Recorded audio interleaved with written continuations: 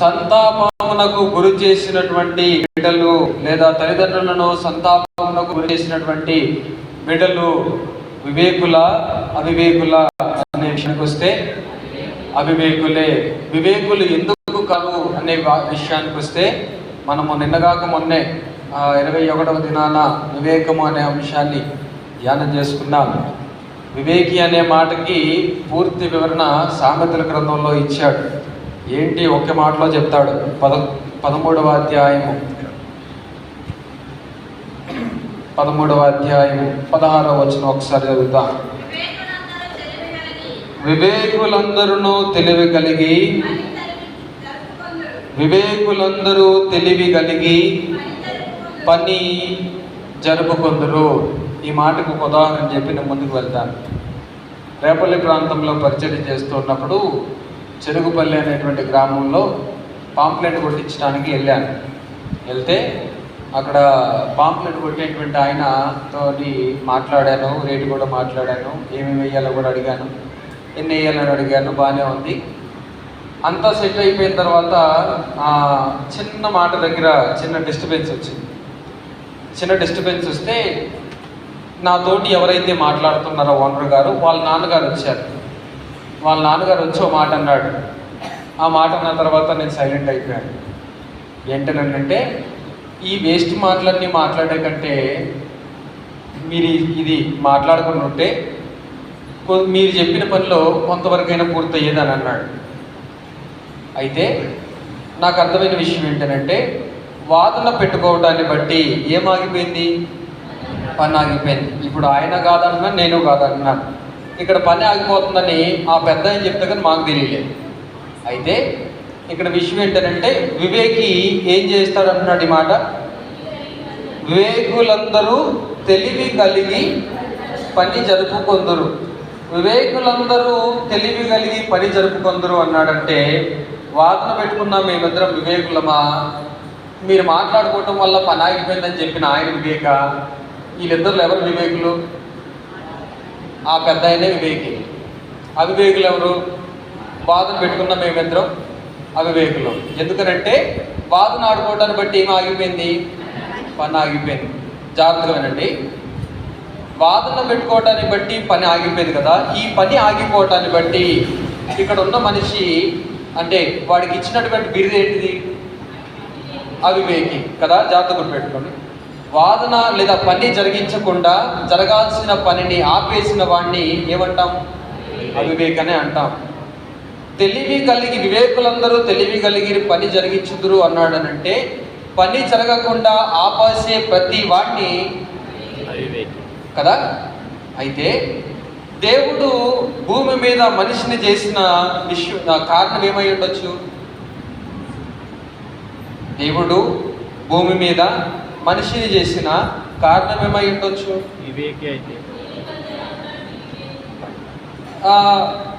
ఇది క్లియర్గా మాకు కావాలి అంటే ఆదికాండం 1వ అధ్యాయంలోకి వెళ్దాం. 27వ వచనం. ఆశీర్వదించాడు. దేవుడు మనిషిని ఎప్పుడు కూడా శపించాలి అనే ఆలోచన కలిగి ఉండడు. అయితే శపించాలి అనే ఆలోచన కలిగి ఉండని దేవాది దేవునికి కూడా శపించాలి వీడిని అనే ఆలోచన తెప్పించేవాడు అవివేకి. రైట్? నా పాయింట్ అర్థమైంది కదా. వివేకి అనేవాడు తెలివి కలిగి పని జరిగిస్తాడు అనే మాట జ్ఞాని అయిన సొలొమోను తెలియజేస్తూ ఉన్నాడు. దేవుడు మనిషిని కలుగు చేసిన విధానము ఆయన స్వరూపమే.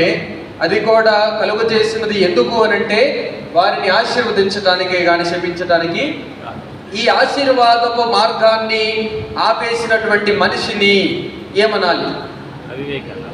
అవివేకి. అయితే ఈ అవివేకుల జాబితాలో వివేకుల జాబితాలో ఎవరెవరు ఉన్నారో మనం తెలుసుకొని ప్రసంగాన్ని ముగించేసుకుందాం. రైట్? 6వ అధ్యాయం చూద్దాం ఒకసారి. నరుల చెడుతనము భూమి మీద గొప్పదనియు వారి హృదయము యొక్క తలంపులలోని ఊహ అంతయు ఎల్లప్పుడూ కేవలము చెడ్డదనియు.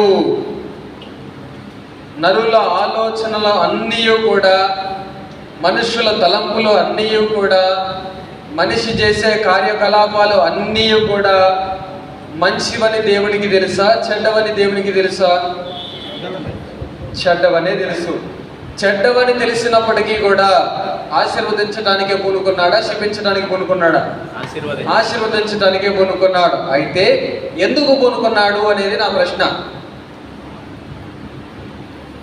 ఆశీర్వదించడానికి నువ్వు మంచోడివి కాదు అని తెలిసినా కూడా నీకు భూమి మీద అవకాశం ఇస్తూ ఉన్నాడు. మనం మంచోళ్ళము కాదని తెలిసినా కూడా భూమి మీద సమయాన్ని ఇస్తూ ఉన్నాడు. ఎందుకు? సరి చేసుకోవడానికి. Very good. సరి చేసుకోవడానికి. అవివేకులముగా ఉన్న అందరూ కూడా ఎలా మారాలని? వివేకులుగా మారాలని. అయితే మొన్నటి దినాన శనివారంలో తరుణములు, అవకాశము అనే మాటను మనం ధ్యానం చేసుకున్నాం. అవకాశములు అనేటువంటివి అందరికీ వస్తాయా అని అంటే దేవుని పరంగా ఆలోచిస్తే అందరికీ వస్తాయి. ఎందుకంటే ఆయన ఇచ్చిన వెలుగు కాంతిని నేను ఒక్కడిని ఆస్వాదిస్తున్నానా? మంచోడు ఆస్వాదిస్తున్నాడు, చెడ్డోడు ఆస్వాదిస్తూ ఉన్నాడు. ఆయన ఇచ్చినటువంటి గాలి క్రైస్తవుడే పీల్చుకుంటున్నాడా? అందరూ పీల్చుకుంటున్నారు, అన్యులు కూడా పీల్చుకుంటూ ఉన్నాడు. అయితే దేవుడు ఇక్కడ ఆశీర్వదించాలి అనే ఆలోచన కలిగినప్పుడు అవకాశం అందరికీ ఇస్తున్నాడా, కొందరికి ఇస్తున్నాడా అనే విషయానికి వస్తే అందరికీ. ఎందుకనంటే ఆ మాటకి ఆధారం కూడా ఉంది. దేవుడు ఈ లోకమని అన్నాడు. ఈ లోకంలో కొంతమందిని అన్నాడా?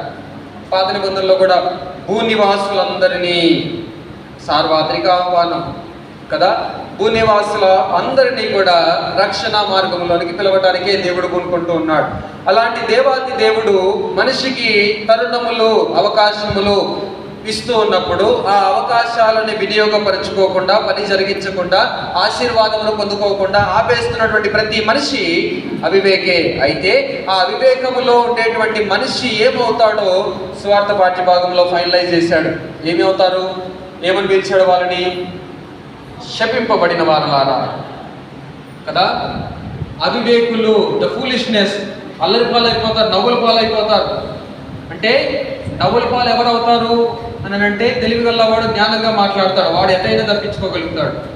తెలివి లేనివాడు నవ్వుల పాలైపోతా ఉంటాడు, సమాధానము చెప్పలేక వెక్కిరింతల పాలవుతా ఉంటాడు. అయితే దేవాది దేవుడు మనతో మాట్లాడుతున్నటువంటి విషయం ఏంటంటే, నేను మిమ్మల్ని వివేకులుగానే భూమి మీదకి పంపించారు, కానీ వివేకులుగా ఉండమని సెలవిచ్చినటువంటి మిమ్మలను నేను భూమి మీదకి పంపించి ఆశీర్వదించడానికి నేను ప్రయత్నిస్తున్నటువంటి ఈ తరుణంలో మనుషుల ఆలోచన అంతయు, తలంపులన్నీ కూడా చెడ్డవని ఎరిగి కూడా నేను ఇస్తున్నటువంటి ఈ అవకాశములను వినియోగపరచుకోకుండా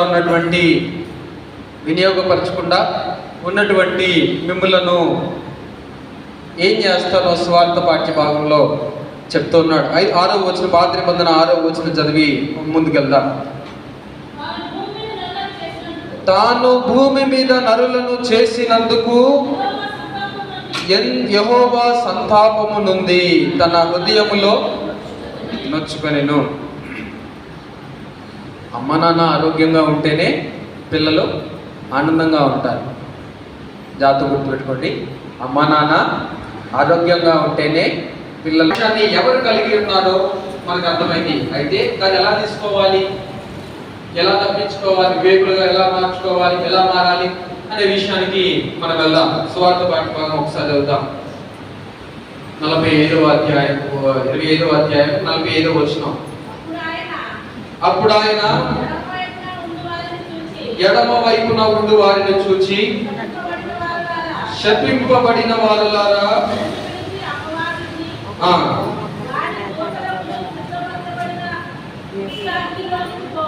నిత్య అగ్నిలోనికి పోవుడి. చాలు. దేవుడు ఇంత స్పష్టంగా శపింపబడిన వారులారా అని పిలుస్తూ ఉన్నాడు అని అంటే వీళ్ళు ఎంత దౌర్భాగ్యపు స్థితిలో ఉన్నారో మనం అర్థం చేసుకోవాలి. ఎందుకు మాట అన్నాను అంటే, దేవుడు ఆశీర్వదించాలనే భూమి మీదకి మనిషిని సృష్టిస్తే ఆ మనిషి ఆశీర్వాదాన్ని పొందుకోవటం ఒక వంతు వదిలేదు. ఆశీర్వాదాన్ని పొందుకోకుండా కాక ఆశీర్వాదాన్ని పొందుకోవలసినటువంటి మనిషి ఏ పొందుకుంటున్నాడు? శాపాన్ని పొందుకుంటున్నాడు. కానీ దీనిని బట్టి నొచ్చుకుంటుంది, బాధపడుతుంది ఎవరు అంటే దేవుడే. బాధపడుతుంది దేవుడే. ఇటువంటి దేవాది దేవుడిని దుఃఖానికి, బాధకి, కోపానికి గురి చేసిన మనిషి ఎలా సుఖంగా ఉండగలుగుతాడు? ఎలా సంతోషంగా ఉండగలుగుతాడు కదా? సంతోషంగా ఉండలేడు. అయితే సాతాన్ని వాడి సైన్యాన్ని అంతటిని కూడా అగ్నిలో పారేస్తాను అంటున్నాడు. అలా వాటితో పాటు నిన్ను కూడా వేస్తాను అంటున్నాడు. అంటే చెప్పబడిన వారు అంటే అలా వేయకుండా ఉండాలి అంటే పైన కొన్ని అవకాశాలు కనబడుతూ ఉన్నాయి. అంటే తరుణం, ఈ తరుణాలన్నింటినీ కూడా వినియోగపరుచుకునేవాడు వివేకి. ఎందుకంటే తెలివి కలిగి పని జరిగించాలి కాబట్టి. అయితే ఈ తెలివి కలిగి పని జరిగించాలి అంటే ఏం చేయాలో చూద్దాం. మొదటి చదువుదాం 43వ వచనం నుంచి.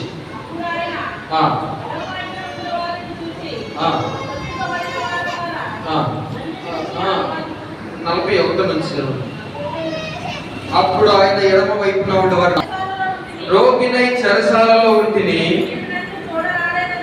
మీరు నన్ను చూడరాలేదని చెప్పాను. జాగ్రత్తగా వినండి. దేవుడు ఒక విధానంలోనే ఒక్కసారి మాట్లాడేవాడా? జాగ్రత్తగా వినండి. దేవుడు ఒక విధానంలోనే ఒక్కసారి మాట్లాడేవాడా? కాదు. దేవుడు ఇదిగో నా రక్షణ నీ యొద్దకు వచ్చినది అంటున్నాడు. అంటే దేవుని రక్షణ ఎన్నిసార్లు నీ దగ్గరికి వస్తుంది అని అంటే ఇదిగో ఎన్నిసార్లు, పలు విధములుగా. రోగినై ఇంటిని, వస్త్రహీనుడనై ఇంటిని, పరదేశిన ఇంటిని, దప్పికొని ఇంటిని, ఆకలి కొని ఇంటిని, ఇన్ని విధాలుగా దేవుడు మన దగ్గరికి వచ్చిన ఈ అవకాశాలని ఒక్కటైనా వినియోగపరుచుకున్నామా అంటే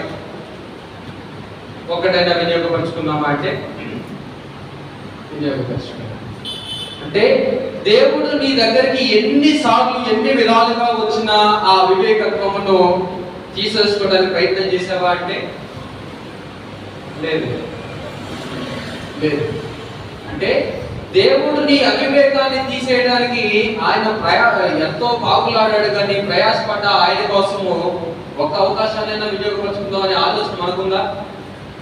లేదు. అయితే అలాంటి వారిని దేవుడు హెచ్చరిస్తున్నాడు. ఏమని హెచ్చరిస్తున్నాడు అని అంటే, మీరు ఎన్ని విధాలుగా నేను మీ ఎదురుకు వచ్చినానో మీరు నాకు ఏమీయో చేయలేదు. అయితే వాళ్ళు అడుగుతున్నారు, ఏం ప్రభావ నువ్వు మా దగ్గరికి ఎప్పుడు వచ్చి అసలు నేను చూడలేదు కదా, నువ్వు ఎప్పుడు అసలు మమ్మల్ని ఎప్పుడు అడిగా, మా దగ్గరికి ఎప్పుడు వచ్చావు అని అడిగాను. అడిగితే అందుకు ప్రభు అన్న మాట చూడండి 45వ వచనంలో, అందుకు ఆయన మిక్కిలి అల్పులైన వీరిలో ఒకనికైనను మీరు ఇలాగూ చేయలేదు గనుక నాకు చేయలేదని మీతో నిశ్చయముగా మీతో చెప్పుచున్నానని. అయితే మిక్కిలి అల్పులైనటువంటి వారు ఎవరు? దేవుడు వస్త్రహీనుడనై ఉన్నాడు అంటున్నాడు, రోగినై ఉన్నాను అంటున్నాడు, ఆకలి కలిగి ఉన్నాను అంటున్నాడు, తప్పికొని ఉన్నాను అంటున్నాడు, పరదేశినై ఉన్నాను అంటున్నాడు. ఇన్ని విధాలుగా దేవుడు మనతో మాట్లాడుతూ ఉన్నాడు. అంటే ఇక్కడ ఎవరికి సాయం చేస్తే ఎవరికి సాయం అందింది? మిక్కిలి అల్పులైన వారికి సాయం చేయడాన్ని బట్టి ఆ సహాయాన్ని ఎవరు అందుకున్నారు? దేవుడు అందుకున్నాడు. రైట్? ఆ సహాయం ఎవరు అందుకున్నారు? దేవుడు అందుకున్నాడు. ఇర్మియా గ్రంథంలో మనం మాట్లాడుతున్నాం కదా, వాళ్ళు ఇశ్రాయేలు జాబితాకి చెందిన వారే కాదు. ఆజ్ఞను ఏం చేసింది? గై కొనకపోతివి. దేవుడైన యెహోవా ఇచ్చినటువంటి ఆజ్ఞను ఏం చేయకపోతివి? గై కొనకపోతివి. గై కొనలేదు. గై కొనకపోవటాన్ని బట్టి ఈయనకి పెట్టిన పేరేంటిది? అవివేకి. చేతిలో ఉంది రాజ్యం, చేతిలో ఉంది సైన్యం, చేతిలో ఉంది బలం, చేతిలో ఉంది ధనం, ఐశ్వర్యం, కోటలు అన్నీ ఉన్నాయి. కానీ ఈ ఒక్క అవివేకపు ఆలోచన వల్ల, ఈ ఒక్క అవివేకపు కార్యము వల్ల ఏం కోల్పోయాడు? సమస్తమును ఈయన చేతిలో ఉన్న అధికారాన్ని తీసి ఎవరి చేతిలో పెట్టాడు? దావీదు చేతిలో పెట్టాడు. దావీదు చేతిలో పెట్టాడు అంటే ఇప్పుడు సౌలు ఎవరు? దావీదు ఎవరు? దావీదు వివేకి, సౌలు అవివేకి. దావీదు వివేక్ అవడానికి కారణము, సౌలు అవివేక్ అవడానికి కారణము ఒకే ఒకటి, ఆజ్ఞ అతిక్రమము. ఆజ్ఞను గైకొనకపోవడం. అయితే ఈరోజు ఇక్కడ కూర్చున్నటువంటి మనము ఎన్నిసార్లు దేవునిని దుఃఖపరిచిన వారముగా ఉంటూ ఉన్నాం? ఎన్నిసార్లు ఆయన ఇచ్చిన ఆజ్ఞను అతిక్రమించిన వారముగా ఉంటూ ఉన్నాం? ఎన్నిసార్లు ఆయన ఇచ్చినటువంటి పనిని తెలివి తక్కువగా ఆపేసిన వారముగా ఉంటూ ఉన్నాం? ఇది దేవుడు అడుగుతున్నాడు. అయితే ఇలా ఉన్న వారినందరినీ చివరిగా ఒక్కసారైనా సరి చేసుకోండి అని అవివేకము అనే నిమిషం ద్వారా మనతో మాట్లాడుతూ ఉన్నాడు. అటువంటి అవివేకపు స్థితిలో మనము ఉండకుండా దేవుడు చెప్పినట్లుగా సామెతల గ్రంథము 12వ అధ్యాయము 23వ వచనం, వివేకి అయిన వాడు తన విద్యను దాచిపెట్టును, అవివేక హృదయములు తమ మూఢత్వము వెల్లడి చేయుదురు. తమ మూఢత్వము వెల్లడి చేయుదురు. మూర్ఖత. అయితే నీ దగ్గర ఉన్నటువంటి జ్ఞానాన్ని, నీ దగ్గర ఉన్నటువంటి ఆలోచనని అంతటినీ కూడా దాచిపెట్టుకొని పని జరిగించేవాడు దేవునికి ఇష్టమైన వాడు వివేకి.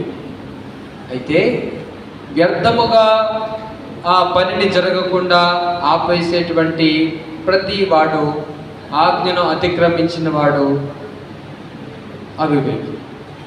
అటువంటి అవివేకపు జాబితాలో మనం ఉండకుండా దేవుడు మనల్ని హెచ్చరించిన రీతిగా వివేకులమై పరలోక రాజ్యాన్ని తెచ్చుకునే వారముగా, పరలోక రాజ్యములో పాలు పంపులు పొందేవారముగా ముందుకు కొనసాగుదాం. అట్టి కృపా సహాయం పరిశుద్ధాత్మ దేవుడు మనకు అనుగ్రహింపచేసి నడిపించునుగాక.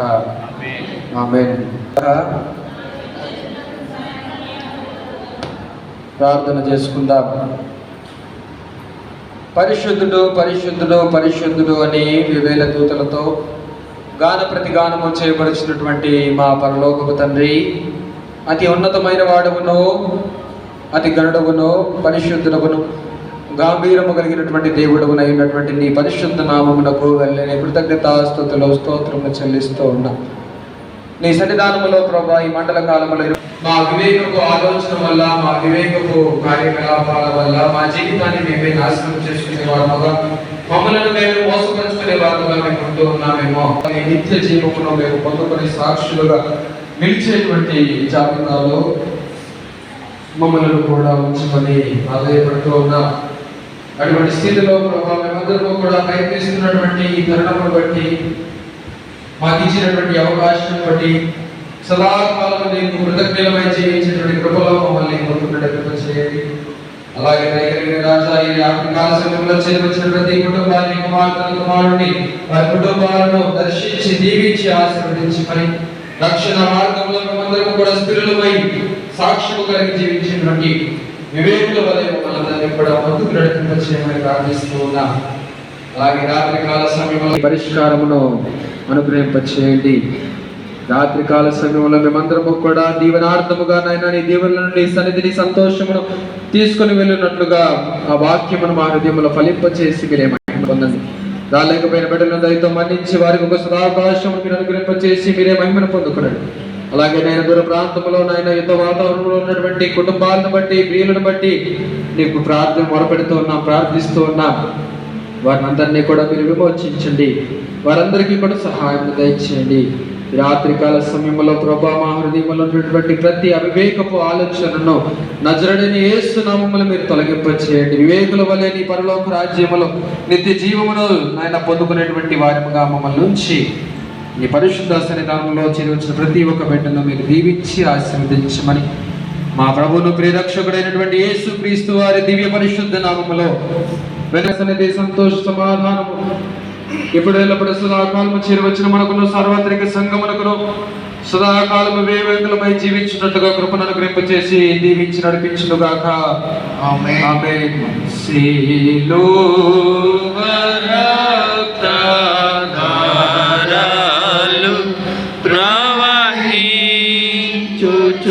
ప్రవహించుచున్నవి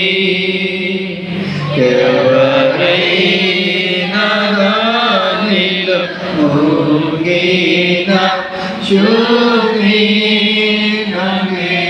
శూన్యమేనారు నేను